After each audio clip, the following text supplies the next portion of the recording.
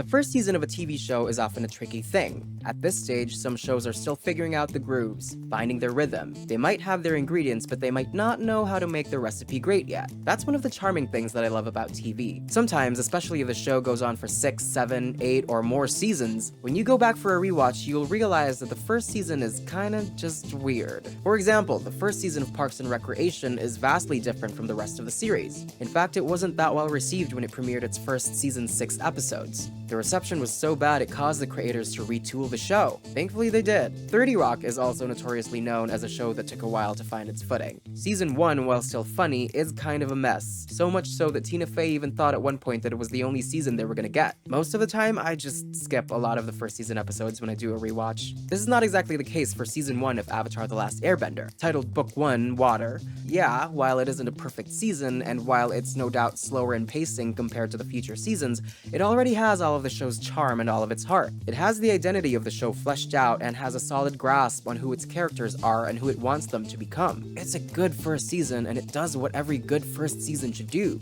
plant all the foundations the show needs in the future to make the show great. When you start Season 2 and Season 3 later on, they feel like natural progressions of the show you watched. I recently got to rewatch the first season, and I really just want to talk about it. For this video, I'm going to talk about all of the strengths of Book 1, from the Miyazaki inspirations, the masterful establishment of characters, the story, and we'll even talk about what might be its flaws, pacing, and why I think that despite that, it's still up there as one of my favorite seasons of Avatar. Part 1, Plot. I don't need to explain the plot of Avatar to you. If you are watching this video, you know the plot. Chosen One wakes up from the iceberg and has to go on a journey to save the world. He is helped by friends. Yeah, you've heard of TV shows that have a monster of the week structure. There's a new monster every episode that our heroes have to deal with. Power Rangers is a monster of the week structure. I mean, even Agents of S.H.I.E.L.D. at some points kinda had that structure too. Police procedurals, on the other hand, have their crime of the week structure. Each episode is a new crime to solve and a new criminal to catch. This is one of the things about TV that I really love. Before the streaming boom, before prestige TV with 6 or 8 episodes became the norm, before TV shows became 8-hour movies, back when we had 16, 22 episode seasons, it's the structure. I really love the structure. Somehow, TV, especially the really great shows, managed to deliver every week structured episodes that still felt fresh and engaging, despite the structure. Avatar is one of those shows. It's not a monster of the week show, it's a town of the week show. Yes, its overarching plot is us traveling the world, learning all 4 elements with Aang to defeat the Fire Nation. And that traveling the world is the important bit there that's key to informing the show's structure. Because that story of defeating the Fire Nation, is a story told in bits and pieces of us visiting new towns almost every episode and getting involved in whatever's going on in that town. And that's not a bad thing. Structure is not a bad thing. I think most times the true beauty of creativity is found in the freedom that you make within the structure. That's one of the reasons why I think Avatar is not just a great animated show. That it's not just a great show for kids, but that it's just a great TV show. Regardless of whether or not it's animated, regardless of whether or not it's for kids, it's just a great TV show because not only does it have a great story, but it properly uses the structure of TV to tell that story. And it uses it so well that most people don't even notice the structure. No offense to the Power Rangers fans, but even as a kid, the monster of the week structure of a lot of the Power Rangers shows was pretty glaring to me and even got me exhausted from watching them plenty of the time. I always felt the shows were held back because of that. The first season of Buffy, too, was difficult for me because the structure felt so rigid. No offense to Buffy fans. This is a matter of preference, though, I have to make that clear. There are people who love Power Rangers and who love Buffy, specifically for their episodic, hard monster of the week structure, and nothing's wrong with that. That has its merits. I just bring those two shows up because I want to emphasize the difference in how they handle their structure and how Avatar handles its own. Because Avatar avoids treating its town of the week way of storytelling as a final, inflexible rule. In fact, there are a number of episodes where we're in the same place. We spent some episodes in the Water Tribe, for example, in Book 1. In Book 2, we spent a lot of episodes in Ba Sing Se. The show as a whole manages to find a balance between telling episodic Town of the Week stories and having serialized multi-episode arcs. Although this great balance between standalone Town of the Week episodes and serialized arcs might not be fully baked in the first season yet, we'll get more into that later, it was still good enough of a mix to make the show a success. Also, Avatar avoids the structure feeling stale by always making sure characters and their development are the driving forces of the story, that characters are the focus, and the plot is serving the characters, not the other way around. There is never a single moment where you're baffled by a character's choice, where you feel that it's only really there to force a plotline that the writers really wanted to have. This still hurts. The locations and the people the gang visit, while a lot of them are incredibly interesting, they serve as devices to help develop and explore our heroes. In your head, you don't really say, remember that time the gang visited the village where freedom-fighting kids were living in trees? Instead, you remember how betrayed Katara felt when she learned that Jet lied to her, and how Sokka's skills and instincts as a leader were explored. Book 1 is called Water. This is the season where Aang learns to waterbend. He wakes up with the Southern Water Tribe, but because there are no more water-bending masters there, he, with the help of Sokka and Katara, has to journey all the way to the other side of the world, the Northern Water Tribe. I mentioned structure because while most of Avatar is traveling, Book 1 is the season of Avatar that spends the most time jumping into different towns and getting involved in whatever's going on. For episodes 1 and 2, we are mostly in Sokka and Katara's village at the Southern Water Tribe. For episode 3, we are at the Southern Air Temple. We spend episode 4 in Kyoshi Island, episode 5 in Omashu, episode 6 in Haru's town, episode 7 in the town that Heibai was terrorizing. While we begin episode 8 in the town from episode 7, we go to Crescent Island this episode in the Fire Nation. For episode 9, we're at an Earth Kingdom village near the ports. For episode 10, we're at the Freedom Fighters Woods, Jet's place. For episode 11, we're at the Great Divide. Episode 12, we're in a random Earth Kingdom village. For episode 13, we're in these beautiful ruins. Apparently these are called the Ruins of Taku, but Aang also spends time running around the area and imprisoned at a Fire Nation base. For episode 14, we are at Aunt Wu's village. Episode 15, we're at an Earth Kingdom abbey. In episode 16, we are at a Fire Nation colony at Zhang's camp. Episode 17, we're at the Northern Air Temple, and for episode 18, 19, and 20, at the Northern Water Tribe. There are 17 locations that we see the gang go to and spend a significant amount of screen time at. For comparison, for Book 2, we only have 13 of these kinds of locations, as we do spend a lot of time in Ba Sing Se, and for Book 3, we have 15. Given the premise of the season, it's natural we're traveling, and one of the strengths of this Town of the Week structure is that it really allows for some solid world building that feels both unforced and genuine.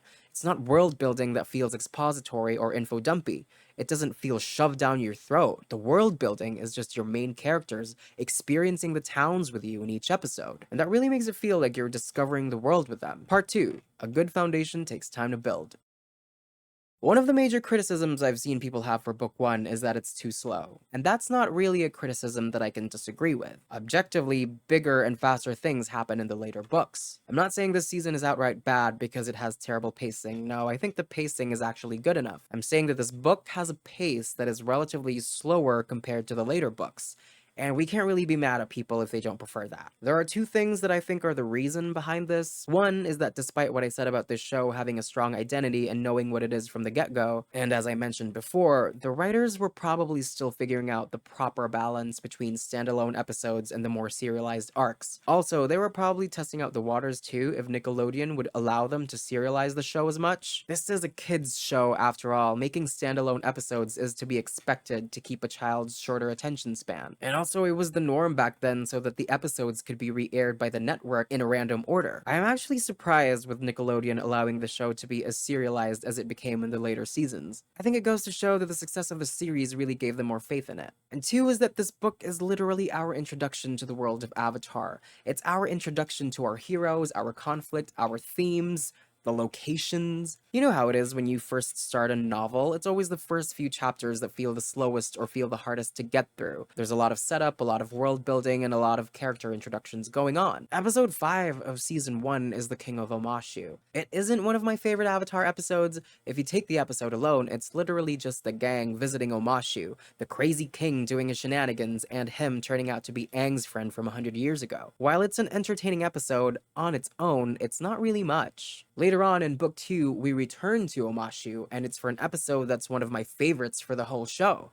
Omashu is now a Fire Nation colony. The Earth King we met that was a pretty strong earthbender is now a prisoner. It's a pretty good episode, but it wouldn't be as good or have as much of an impact if we didn't have the Book 1 episode. The Omashu episode in Season 1 might not be my favorite, but it does a lot of foundation building that helps make the show great in the long run. It introduces Omashu, it introduces Boomy, it's our first real encounter with an earthbender in the show. So yeah, while Book 1 doesn't have the faster pace and bigger events of the future books, the slower pace and more relaxed atmosphere has, over time, become one of my favorite things about it. Yeah, I like the slower pace. Every now and then when I rewatch Avatar, I always take my time with it. I know binging a show is tempting, especially in today's culture of wanting everything instantly, but honestly, I prefer to take my time with shows, especially with shows that I love, like Avatar. When I do my rewatch, I watch like 1 or 2 episodes a day, and then I have to wait until the next day to watch the next episodes. It's just some kind of rule that I give myself. I like the feeling of having the series with me for a while,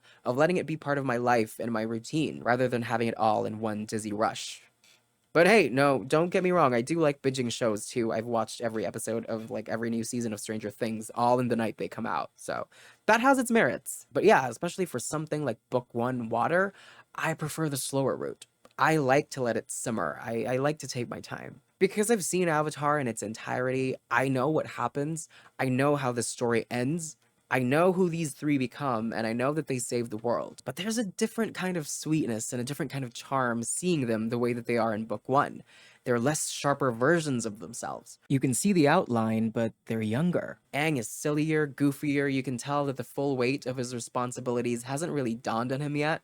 And it really helps that Zach Tyler Eison's voice is also younger. It adds to the charm. Katara isn't the master waterbender we all know her to be yet, and Sokka still lacks a lot of the experience that shaped him as a warrior and a leader later on. For most of Book 1, I can experience these three characters that I know and love just as three kids goofing around, traveling the Earth Kingdom, trying their best, visiting interesting magical locations, and meeting interesting people. And it's honestly so fun. These are my friends, and we're on a camping trip through Ghibli-inspired lands. That being said, this book does have the Great Divide, and while it's entertaining, yeah, it's the Great Divide. It's charming, but... Before we move on to the next part, I just want to say if you're still enjoying this video, please consider leaving a like or commenting. I am a small channel, and that would help me out a lot. Thank you. Part 3, The Art of the World of Avatar. Books 2 and 3 of Avatar being faster in pace and fuller in terms of plot makes them the more popular books in general. So when it comes to discussions about Avatar, a lot of things that fans talk about most of the time are things that happen in those books. Toph, bloodbending, Azula, character moments like Katara confronting her mother's killer, Aang in the desert, Jet's death, cactus juice, Sokka's sword training. You get what I mean. Things that happen in book 1 don't get discussed as much, and that's fine. I'm not complaining. I'm stating an observation. And I think it's good, in fact, because it just means that the show is already good in book 1 and just got better as it went along. But one of the results of that is that for me, book 1 has somehow started to feel like this obscure, wonderful thing. Like it's a hidden, charming secret for me to enjoy. Esoteric, almost. Because nobody else is talking about it most of the time. It feels like nobody else knows about it. It's one of the biggest shows on Earth. And the visual quality of the show makes me feel that way even more too. The fact that it's not in high definition for today's standards, that the animation, while great and stands against time, looks the way that it looks, so made for the cube TVs of the 2000s, that there are black bars on the side. I love these black bars. They all just add to the magical feeling that the show gives me. I don't exactly know why, but I'm here and I love the vibe. The passage of time has really just made the show even more comfortable and endearing. And this is the part now where I talk about the stunning visual imagery of book 1 of Avatar, because I've always known that Avatar was a visual treat, but I don't think I ever fully realized that before. On my rewatch, I was screenshotting lots of moments from the show, and I will be showing them here and talking about them. I have to appreciate the painted backgrounds of the show. Even when the background is something mundane, there's just something about the way that it's painted, the brushwork, the texture. It gives off such a magical feeling. I mean, look at that. Look at the texture. It reminds me of picture books I read as a kid, or art from painted greeting cards that I held when I was young. Look at this. This is just a house with some trees in the back and some snow. But the art, the colors, the blacks, and the beautiful reds, it's so dramatic, and it's just an establishing shot. This, the way the snow and the rock are rendered, dreamlike and hazy, faint gold reflecting off of the snowy mountains. A lot of these clips are from the Kyoshi Island episode so far, but the show is just full of art treats like this.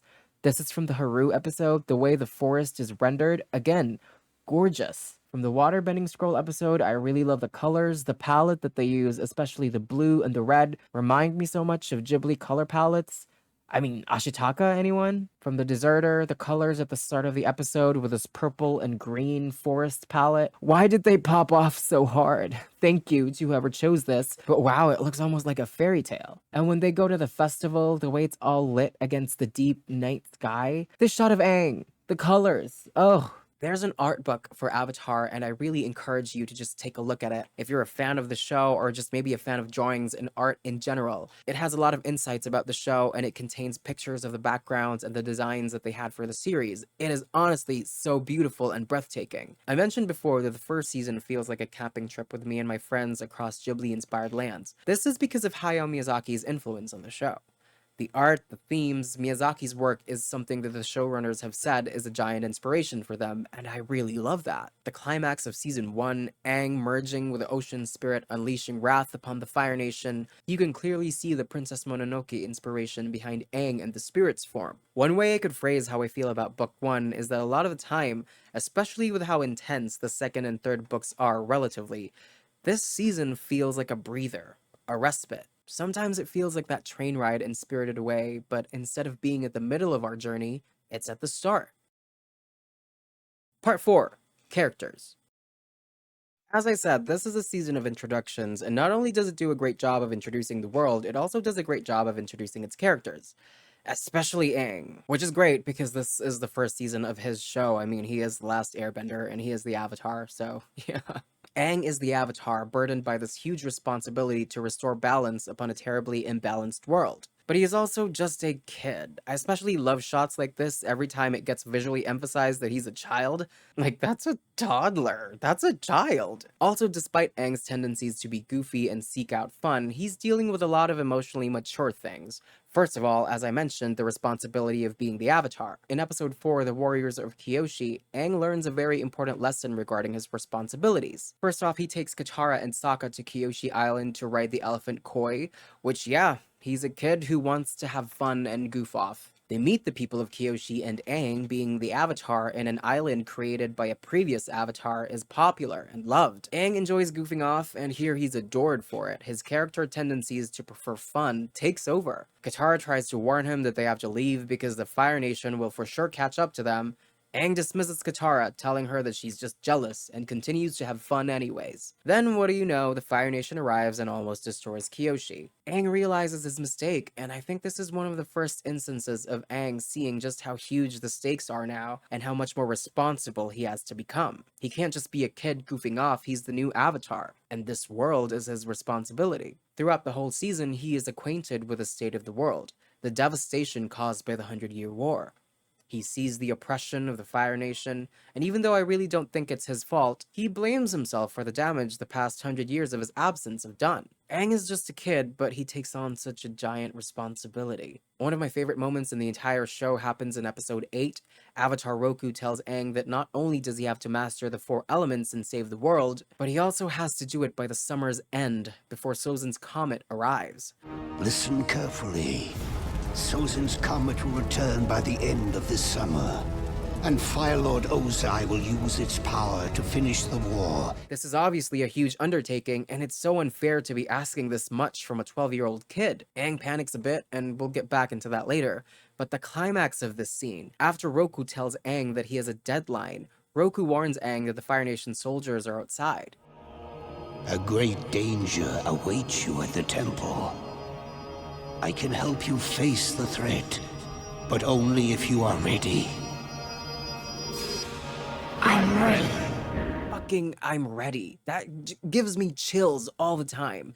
Because it's more than just Aang saying I'm ready for Roku's help in facing the soldiers. It also feels so much like Aang, after being told of this giant task ahead of him, mastering all the 4 elements and defeating the Fire Nation in less than a year. It really feels like him saying I'm ready to doing all of that. Like he's just been told what his Avatar role demands of him, and he has decided to step up. I'm ready. Fuck yeah. Yes, bitch, you are. This is also one of my favorite Roku appearances ever. He looks like a ghostly biblical apparition. This episode also concludes with another of my favorite scenes from the show. Take note of the context. Aang, a 12-year-old kid, has just been told that he is responsible for saving the whole world in less than a year.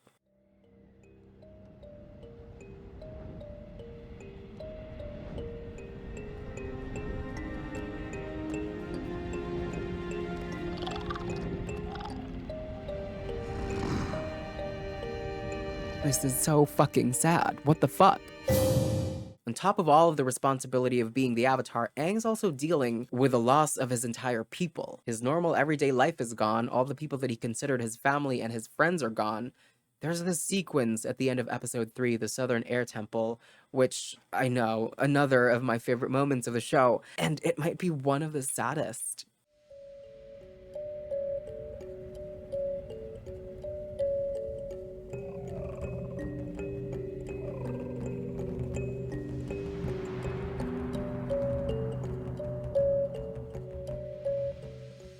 Aang, do you need a hug? Why the fuck would the writers do this to him? The Fire Nation is lucky that he's a very positive kid, because damn. And yeah, this boy is not perfect. He ran away 100 years ago. He didn't want to be the Avatar. He made a mistake, sure. But can you blame a kid for wanting to be a kid? I can't help but just love and be endeared to Aang. This is an Aang-loving channel, so yeah. This season also does a lot of work for Zuko's character, and that's great. Zuko is a very well-written character. I'm sure everyone on the internet has told you this. He is possibly one of the best written character arcs, like, in media. And his whole journey really is touching because it's all rooted in a boy just wanting love and approval from his father. I love Zuko's hair in season 1 from a character design perspective. I love it. It's distinct. It suits his current character. But I hated on my boy. When I was a kid, I thought he was so ugly. What am I saying? I still think he's ugly with that hair. But from a design perspective, it's great. From a looks perspective, get him out of that. Sokka is great. He provides a lot of the comedic relief in this season, but he's a really solid guy. I love how they use his romance this season to fuel his development as a character. His whole arc is learning to be more secure in himself as a warrior, a leader, a man, being the boy left behind by the Water Tribe warriors when they all went to help with the war. He's insecure about himself and his capabilities, so he has a tendency to overcompensate. I love how they have him go through this whole arc of admitting his inadequacies and his sexism by his experiences with Suki, having him not only reevaluate his fighting skills, but also his views about gender and what women are capable of. This season, they also give him a romance with Princess Yue, and it's not that explored this season, but her death affects Sokka heavily. If you're a young man insecure about your warrior skills, and the woman you love dies under your protection, how do you think will that make you feel? That's for the later seasons, but I love that they have him go through that here. I also really love these scenes with Sokka. The way that the shot's composed, this lone warrior boy atop fragile snow walls against Zuko's monster of a ship. Fuck yeah, Sokka. Katara I saved for last because, well, that's my mother. That is my mother, my sister, my daughter. And she's Lieutenant Brigadier General Kuntalina Badusi. She doesn't know how to bend that well yet this season, and that adds to the charm of it all. She still does her best. It's 2024, and this might be taken for granted now, but as a female character in a cartoon, especially for a cartoon made at this time, I really need to appreciate how Katara has goals and motivations of her own. She doesn't solely exist to support Aang. She does support him, she's a really great friend, and she cares a lot about Aang, because that's just who she is as a person, but outside of that, she's on this journey because she needs to learn waterbending. She knows it in her blood, and she knows it in her bones. She's a waterbender. And she knows she will never feel that she's a fulfilled, realized version of herself unless she learns how to use her abilities properly. It's part of her heritage. It's unique to her culture. It's not magic, it's water bending. And it's an ancient art unique to our culture, blah, blah, blah. She's in this journey, yes, partly for Aang, but she's in it for herself too. Episode 9, the Waterbending Scroll, is a standout episode for Katara for me this season. I know a lot of people dislike the way Katara behaves in this episode, but it just makes her all the more human for me. I hate that she yells at Aang, who, yeah, is a kid, but it's great writing. You can't hate that. She tries to teach Aang some waterbending basics in this episode, and Aang outshines her, and she gets kind of mad at that. But of course Aang is better than her at grabbing the basics, that is, naturally, because she's self-taught. And Aang's already a master at airbending. He's literally a prodigy at that too, and he's the Avatar. And of course she's frustrated. She's been trying to learn this her whole life. It's human. If anything, it makes Katara feel more like a rounded, fuller character. I mean, not to mention, of course, she also realizes her mistake immediately and apologizes. In the long run, this scene too just makes it feel all the more satisfying when Katara becomes a master and eventually becomes Aang's waterbending teacher. She's struggling with the basics here, but look at how far she'll go. She gets the gang in trouble in this episode, and that just really highlights how much Katara wants to be a better waterbender. Especially that she steals a waterbending scroll here. allegedly a waterbending scroll stolen from a waterbender. It adds a bit more layer to Katara thinking of bending not just like a martial art, but as a way to connect to her culture. A culture, by the way, that she's been robbed of fully knowing because of the war. She's literally the last waterbender in the South Pole, and her whole village has been left destitute and struggling by the Fire Nation. Another standout episode for me with Katara is episode 10, Jet. I guess Katara had a bit of a crush on Jet. I don't know, but I mean, who would blame her? I had a crush on him when I was younger too. Like, we get it, girl. But even if she did, Katara also just has a tendency to want to believe in the best in people. I mean, after this entire season of Zuko chasing them, she still connects with them in book 2, remember? Katara also connects to Jet with their shared trauma of having their parents killed by the Fire Nation. What I love most about this episode is just her getting angry and blasting Jet with water. Because one thing about Katara, she is kind and she will trust you and believe in the best in you, but once you show her that you made a fool out of her, you will meet her rage. You will meet her rage. If you guys noticed, I had less to say about Zuko and Sokka. I just don't have as much of an emotional connection with the two of them. They're not bad characters, no, they're some of TV's best. I just resonate a lot more with Aang and Katara the way people prefer apples over oranges, or vice versa. But they're all great, they make the show what it is. Part 5, Standout Episodes. I'm dedicating this whole section to talking about episodes that stood out to me, some I really love and some I'm weird about. The Storm. This is one of the show's best episodes. You know why. It gives us Aang and Zuko's backstories, and not only is it a really great episode, it's one of the most important episodes of the show. Wonderful, moving, just great writing. The Blue Spirit. My favorite thing about this episode is just the vibes. This comes after the storm and Sokka and Katara are sick. A lot of the sky shots in the episode still have gray clouds, and I just love it so much. The gloomy weather in this episode is so dear to me. I love that it also forces Aang to travel on foot, and the speedrun thingy that he does is just, chef's kiss. One of my favorite things about animation is that everything can be controlled. Everything is an artistic choice. Aang's fight here with the Yuyun archers is everything to me. The windy atmosphere. Who the fuck made that choice? Because he should be given a prize money. The lighting, the colors, the setting, they made all the right choices for me, and just the vibes. The fortune teller. I don't really know if I love this episode. This is one of the weird ones for me. It's not bad, but I'm not sure how I feel about it now. I used to like it when I was young, but now as an adult, it's like, it's just a very memorable episode to me. Aunt Wu is a memorable figure, and so is her town, but I have feelings about this episode that I still have to unravel. Bato of the Water Tribe. I didn't like this episode as a kid for some reason.